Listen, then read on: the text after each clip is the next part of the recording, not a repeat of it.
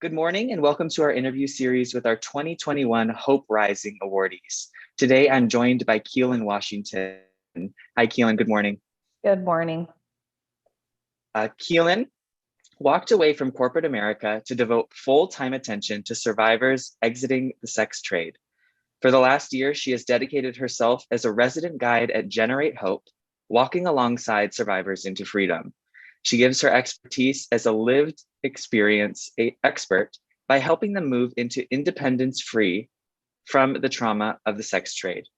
Keelin is a rising star in the anti-trafficking movement and dedicates her time to co-facilitating group therapy, developing curriculum, serving as a survivor liaison with the staff at Generate Hope, as well as co-facilitating the Flourish Academy at PLNU, creating training videos, podcast interviews, and being a widely sought after public speaker, offering her lived experience expertise. Thanks for joining us today, Keelin. Thank you so much for having me. Awesome. So I think we'll just dive in. I'm wondering what made you get involved in anti-trafficking work? Yeah, so for me, it was really, again, I did work in corporate America for a very long time. And sometimes you're called and you have a purpose. And for me, with my lived experience, it was really wanting to give back to other survivors and give voice to that as well. But at first, I had to find my own voice. So I decided to leave corporate America and take this journey into what would be now working with survivors one on one. But it was actually a calling for me. It was something I knew that I wanted to do. And I knew that I had a background and an expertise to give back and possibly be able to work alongside women and give them hope. And being able to do so has just been absolutely incredible to step into that space with other survivors. But in the journey of me finding my voice and learning how difficult that process was, just being able to share your story, being able to speak out, it really pushed me into the direction of wanting to come into the anti-human trafficking movement and just really give hope and allow, space to give other survivors that image that things are possible, that even though through our exploitation and our trauma that we can become successful. So for me, it wasn't necessarily about me, it was about giving hope to other women. Awesome. Thank you. Thank you for sharing that. I'm wondering, how would you say your day-to-day workflow changed when you moved from corporate America to working in anti-trafficking work? Yes, I would say that's a huge jump and a big change from working in corporate America. I think you come from corporate America into a nonprofit organization, there's already going to be that shift. But for me, it was I was going to work for a 9 to 5 and working for other people and not really making much of a difference. Being able to step into the anti-human trafficking movement, it's more purpose driven, and it's more hands-on. You really get into a space where you're giving back and it's making a difference. And that in itself, I mean, we always say you have to love what you do for a living, and I don't think a lot of people actually live that or get the opportunity to work in an environment where they love what they do. And for me, that was the life-altering change for me, is because I show up to work and it's not work for me. It's really a passion and a love. Yeah, completely. And your passion keeps you going in this work. I'm sure you face challenges every single day. What are some of the biggest challenges that you're facing at Generate Hope? Yeah. I think some of the biggest challenges is just seeing that that human trafficking continues, that it's going to continue to be an issue. It's sometimes difficult to see the women who come in from the same trauma and background that I have, and just kind of sitting with them in those moments of brokenness and heartache and recovery, and kind of just knowing that this injustice continues to happen to women and men. And it's just heartbreaking to be able to see that. So I think that has to be one of the biggest challenges that I face, is that it continues to happen.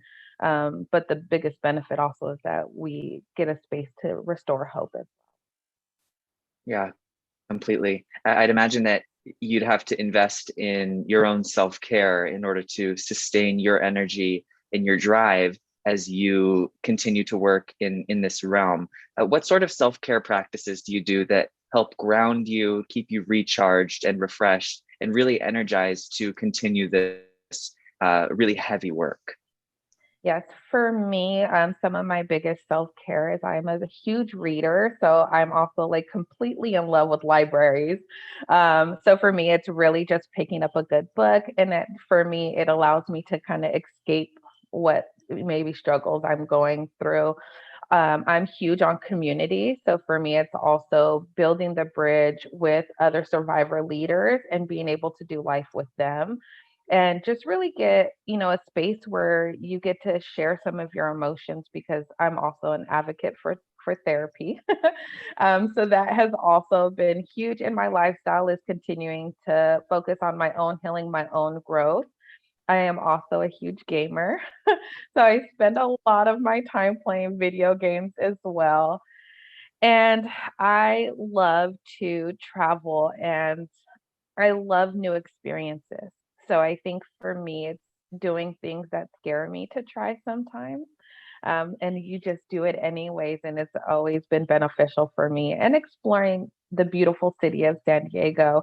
I was born and raised here, but it's so funny that no matter how long you've been in San Diego, there's always something different to learn.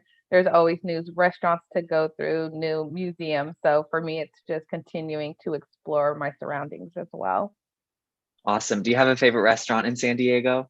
Oh, that is a good one. I guess it depends on what type of food we're talking about. I can't say that I have a favorite, but I have a list of many that Oh, okay. Awesome.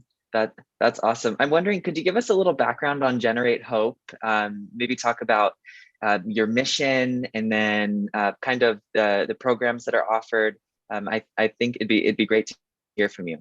Yeah.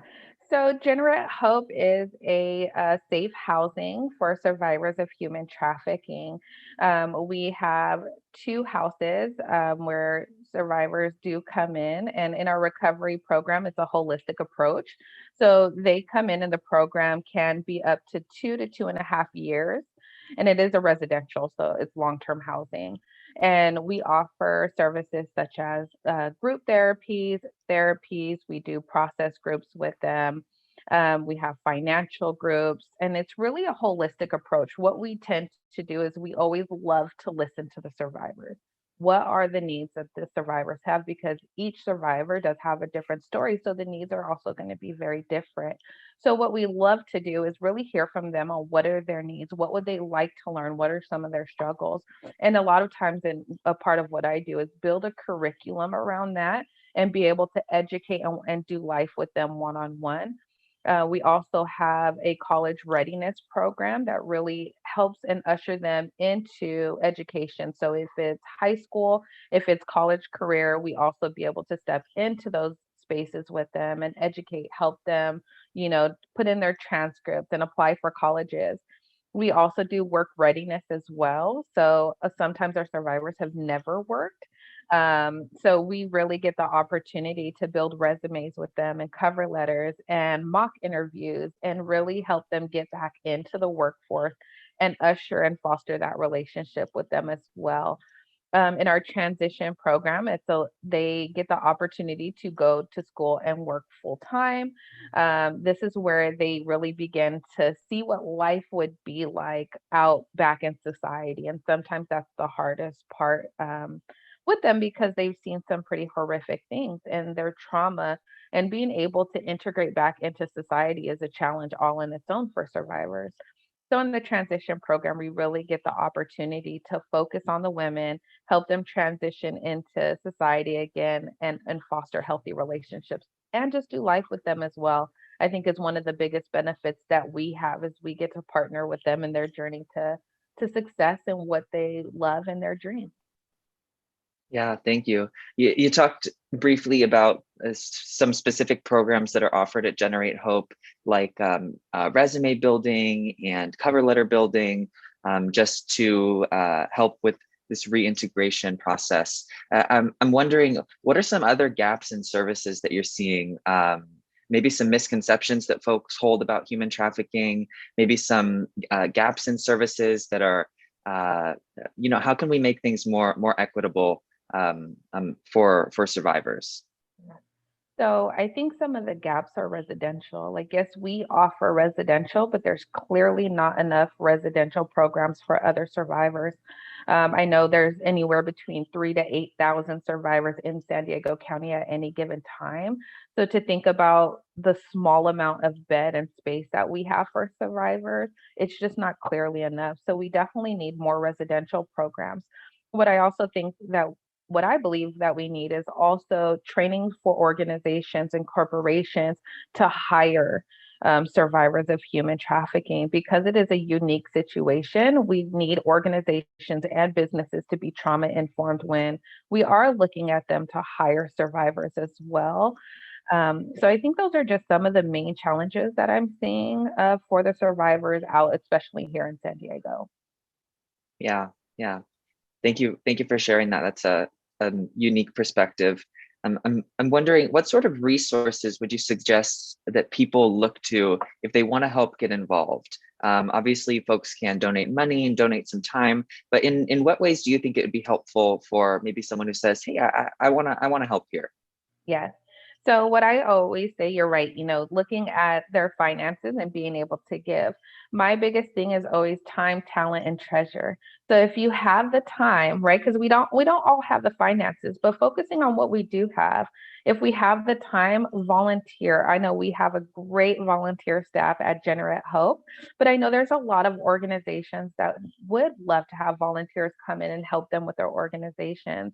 If it is your finances, definitely be able to give. I know nonprofits do amazing things with the donations and grants that are given. And then their talent. I know at Generate Hope, we do dance classes or vocal lessons, and those are run by volunteers as well. So, whatever your talent is, also being able to offer that assistance to organizations as well will be highly appreciated. Yeah, yeah, thank you. What sort of goals do you hold and do Generate Hope hold for the future? Yeah, I think just continuing to do the work we do. We actually opened another home in Colorado. So our hope is definitely to expand and grow. The more survivors that we are able to help and usher, the better. And I think just being able to continue to center our focus where it's survivor focused, trauma informed, and trauma integrated is really where our focus is with the residents, because we know recovery is a journey all on its own. So being able just to meet the women where they're at and continue to do that with them is kind of what our main focus is. Our focus is really on the women that we have, on the survivors, and being really to do our best to integrate them back into society. Yeah, yeah. Thank you for that. Thank you for that. Yeah, definitely where the focus should lie, for sure there. And thank you for providing means by which folks can get involved. I'm wondering. So our event is called Hope Rising. This sort of justice on the horizon that we're all working towards, a more just and more safe world. I'm wondering personally, what gives you hope? Yes. For me, my hope comes from my faith. For me, it's sometimes I feel that a lot of people spend a lot of time trying to figure out their purpose in life.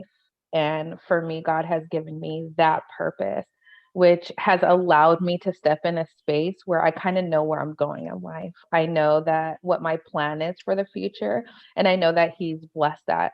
So, even thinking about my experience with human trafficking and how He's given me redemption through it all. He's given me back tenfold everything that was taken from me. And he's allowed me to come into a space to show other women that things are possible. And it's interesting because each woman that comes into our residential program, they are my hope because they're fighting the fight. They're sticking it out. They're working on their recovery. They're working on everything that was taken from them. So I definitely would say my faith and some of the residents that come in into our residential program. Awesome. Awesome. Thank you so much for sharing this morning, Keelan. We're pleased and honored to recognize you as one of the 2021 Hope Rising awardees. thank you for your work in this region, in the state, in the world, and as we're all working towards a more just future, like I said. So thanks so much for sharing your insight and your work and your lived experience. I think informs you in a unique way. And definitely keeping our faith at the center helps us remain energized. And I hope you can get into some traveling soon after COVID kind of calms down. But thanks so much for your time this morning. Yes, thank you for having me.